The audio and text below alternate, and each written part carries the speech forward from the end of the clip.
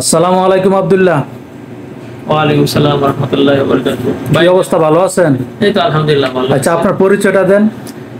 আমার পরিচয় from বাংলাদেশ, আমার বাড়ি ময়মনসিংহ ত্রিশাল থানা।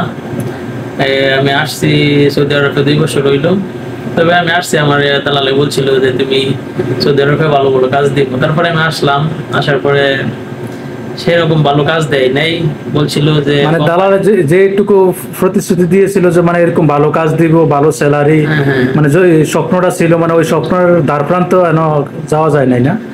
না, ও যা কথা বলছিল ওই কথা মতন আমার কোনো কাজ হয় নাই। তারপরে আমার বলছিল যে তোমার খুব বেশি কাজ দিতেছি, তোমার বেতন হবে 1800 টাকা, এরপরে তোমার কোম্পানি করে নেবো। তারপরে আমার কোম্পানি করে নেওয়ার পরে আমি আসছি, আমার পরে দেখতেছি যে আমি ফ্রি ভিসা, ঠিক আছে, আমার কোম্পানি আনা নাই।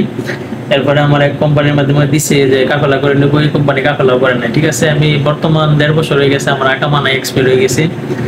তবে এক জায়গায় কাজ করতেছি, তো দেখা যাক আল্লাহ বলে। এখন বিদেশ আসছেন 2 বছর হয়েছে। হ্যাঁ, 2 বছর। এখন কোম্পানিতে কাজ করছেন কত বছর, বা বসে থাকা হয়েছে কিনা বিদেশের আমি মাটিতে? সৌদি আরব আমার আনার পরে আমি 2 মাস রুমে বসে আছিলাম। তারপরে 2 মাস বসে থাকার পরে এক কোম্পানি মধ্যে দিছিল কাফেলা করার জন্য, ওই কোম্পানিও কাফেলা করে না। বর্তমান অবস্থা সৌদি আরব ভালো। এই কোম্পানির মধ্যে 1.5 বছর হয় কাজ করতেছেন না?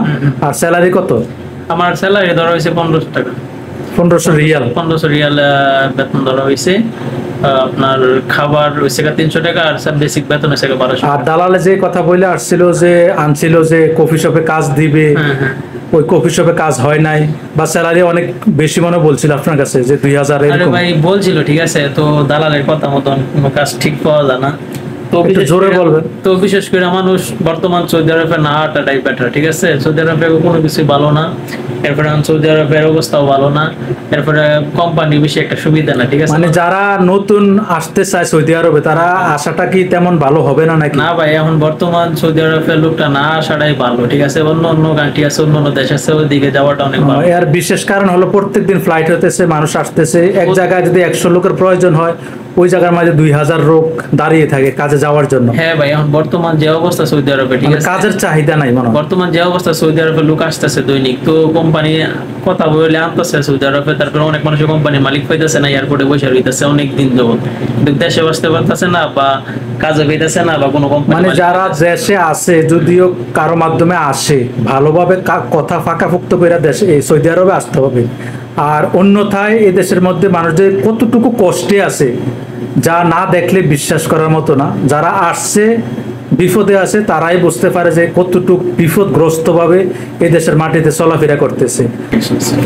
মানে আপনার সবচেয়ে কষ্টের বিষয় হলেও দালালে যে কথা বলছে কফি শপে কাজ দিবে, স্যালারি 2000 হবে, কোনোটাই হয় নাই। এখন একটা কোম্পানির মধ্যে ক্ষণস্থায়ী ভাবে 1500 রিয়ালে কাজ করছেন। আমার কথা হলো কি যে ভাই আসছি, আপনার জন্য দোয়া করবেন। আর যারা সৌদি আরব প্রবাসে আছে, ভালো সুবিধাতে নাই, তাদের জন্য দোয়া করবেন। আর বড় ভাই আছে, ও আমার বিষয়টা জানতে পারে খুব দুঃখ প্রকাশ করবে, এই কারণে আপনার কাছে বললাম। তো বর্তমান বিশেষ করে সৌদি আরবে না আসাটাই ভালো, তো আপনার কাছে বললাম। তো ওইটাই চিন্তা ভাবনা করে আসেন, ওইটাই ঠিক আছে। তো ভালো থেকে যাই হোক, এটাই আপনার শেষ মেসেজ। যারা আসবে তারা খুব সচেতন ভাবে পরীক্ষা নিরীক্ষা করে কোন কাজে কি দিবে, এসব আসল বিষয় জেনে আসা খুব জরুরি। যে যতদিন আছে ততদিন আছি, ওইটাই আপনাদের দোয়া। আপনাদের দোয়া থাকলে ইনশাল্লাহ অনেকদিন যাইতে পারবো, থাকতে পারবো, ওইটাই আপনারা দোয়া করবেন।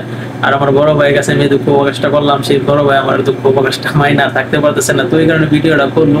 তো আমার কথাগুলো শুই না, আপনারা একটু চিন্তা ভাবনা করে দেশ বিদেশ আসতেছেন, তো একটু বুঝা শুই না আসেন, ওইটাই। তো আসসালামু আলাইকুম, ভালো থাকেন। আমার